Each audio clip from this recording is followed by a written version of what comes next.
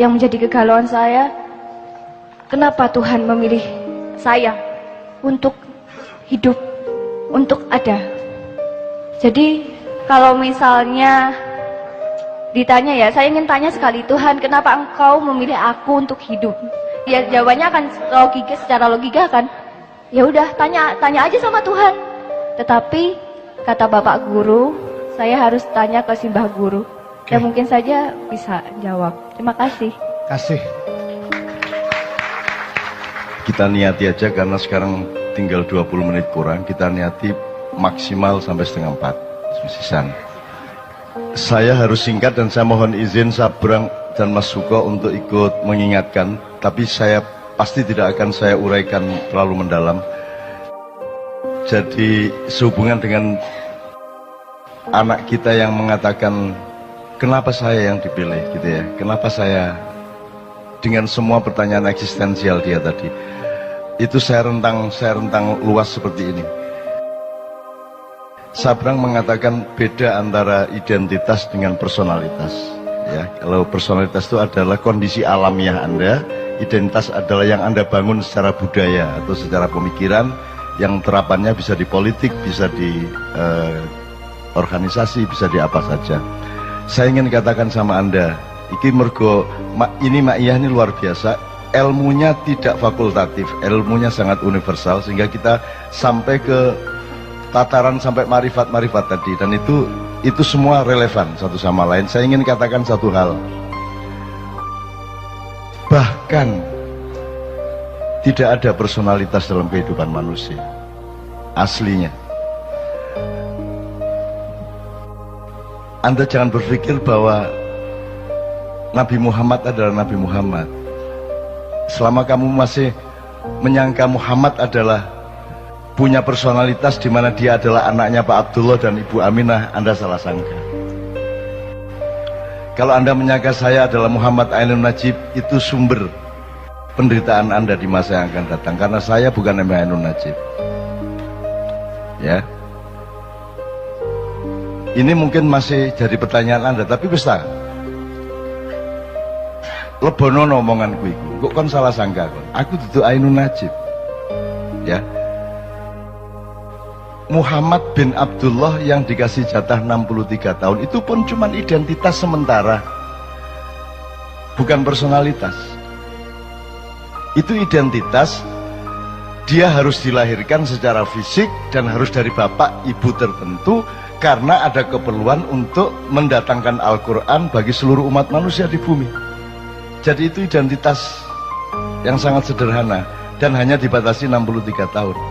Kalau Anda bertanya siapa personalitas Muhammad, oh dia kalau mau dicari katakanlah ada personalitasnya, oh dia lahir sebelum Jibril, dia lahir sebelum Iblis, sebelum Kanzul Jannah, sebelum Al-Khoshi, sebelum As-Sajid, sebelum Ar-Roki, sebelum yang paling roke, orang yang paling menundukkan badannya kepada Allah, orang yang paling mensujudkan wajahnya kepada Allah, orang yang paling bisa dipercaya untuk menjadi penyebar kesejahteraan atau bendaharawan surga.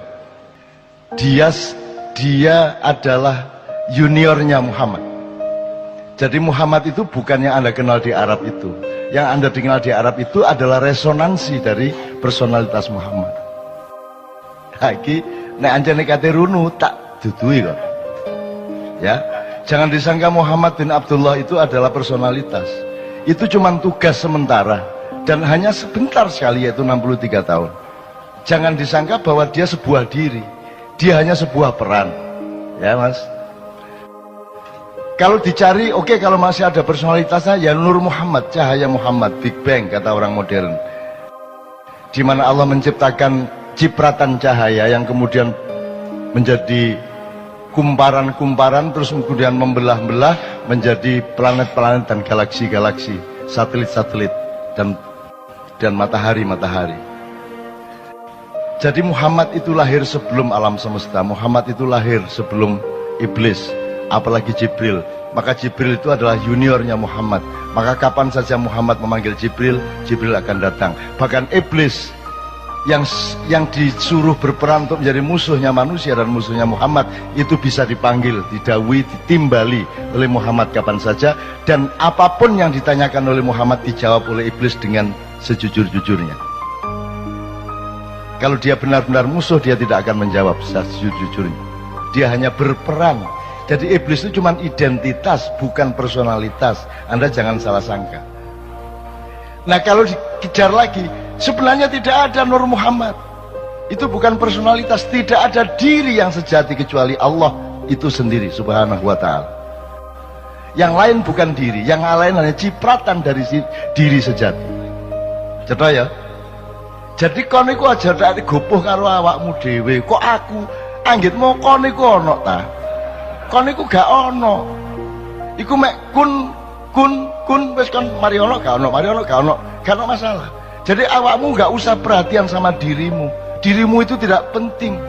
Dan saya hidup itu bekalnya adalah yakin bahwa aku tidak penting. Yakin bahwa bukan aku ini yang akan jadi pusat perhatianku. Di dalam diriku tidak ada aku. Di dalam diriku tidak ada Ainun Najib. Karena sudah penuh cinta.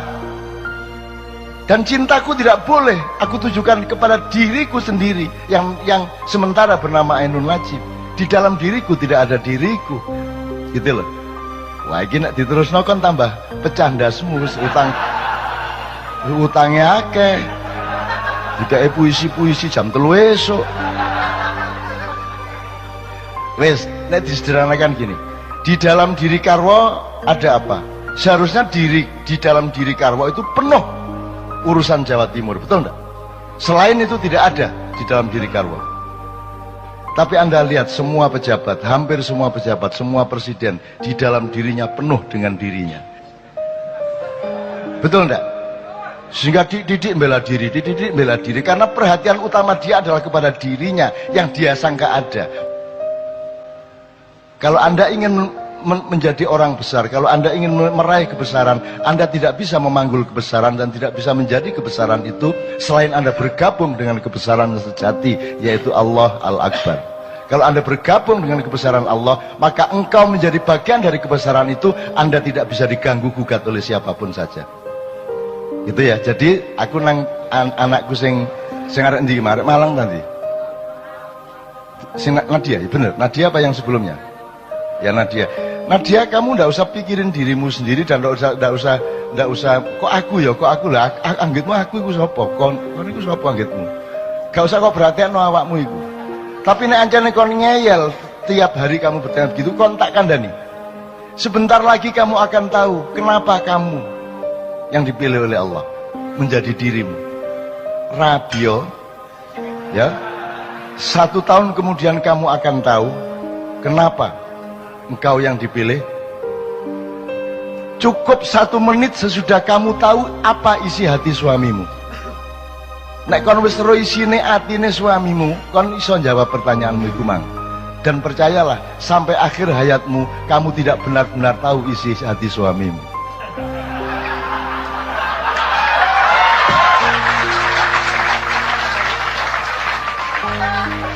Wis ta aja adik percaya karo sapa-sapa kejaba karo Gusti Allah. Bojomu nuroni kon bayangno Luna Maya iku.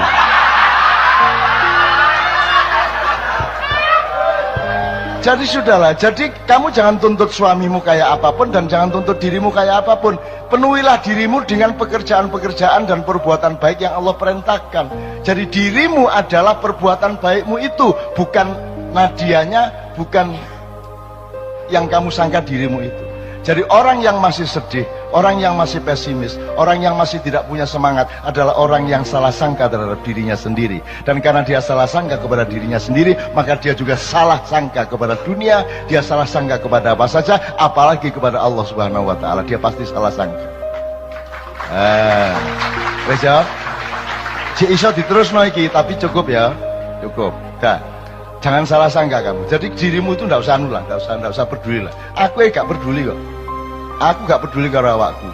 Karena aku sepi karena kadang-kadang aku ingat aku ini seolah-olah aku, tapi kemudian lupa lagi karena aku harus ketemu dengan bang-bang wetan.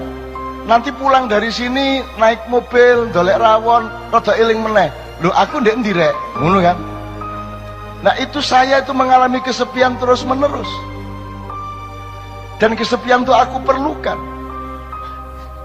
Aku topong rame rek.